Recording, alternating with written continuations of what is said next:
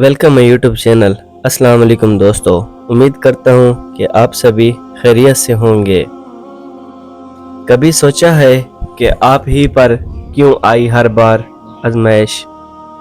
आखिर अल्लाह ने आपको ही क्यों चुना दर्द के इस समंदर के लिए? क्या वाकई आप कमज़ोर नहीं?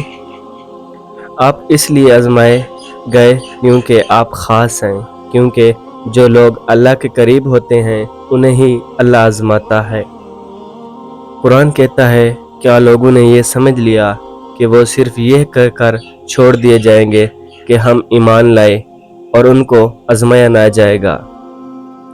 मेरे प्यारे इस्लामी बहन भाइयों, एक बात याद रखो, आजमाइश ज़ामत नहीं, रहमत है।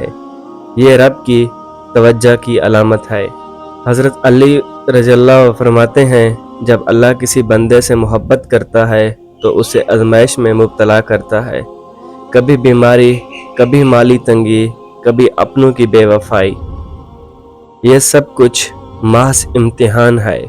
ये दुनिया दारुल इम्तिहान है, दारुल जज़ा नहीं।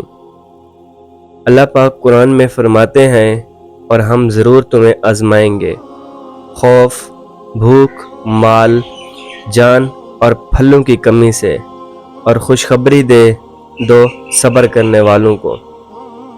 याद रखो, अल्लाह ने कभी भी आजमाइश तुम्हें तोड़ने के लिए नहीं भेजी, बल्कि संवारने के लिए, बुलंद करने के लिए, अपने करीब करने के लिए भेजी है।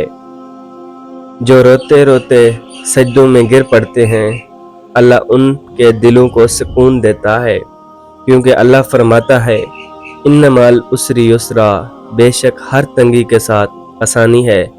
आप गिरा हुआ महसूस कर रहे हो तो सुनो, अल्लाह की रहमत आपके बहुत करीब है। ये आजमाइश गुजर जाएगी, बस सब्र करो, नमाज कायम करो, सजदे तवील करो और अल्लाह से रिश्ता मजबूत करो। आप वो खुश नसीब हैं जिन्हें अल्लाह ने अपनी ख़ास नज़र से चुना है। सब्र की चोटियाँ बुलंद करने वाले दुनिया में भी कामयाब होते हैं और आखिरत में भी कामयाब होते हैं। अगर आज आप आजमाइश में हैं तो समझ लीजिए अल्लाह आपको अपना बनाना चाहता है। तो कमेंट में बताएं कि आप अल्लाह के हो चुके हैं। वस्सलाम। वीडियो अच्छी लगे तो लाइक और शेयर ज़रूर कीजिए।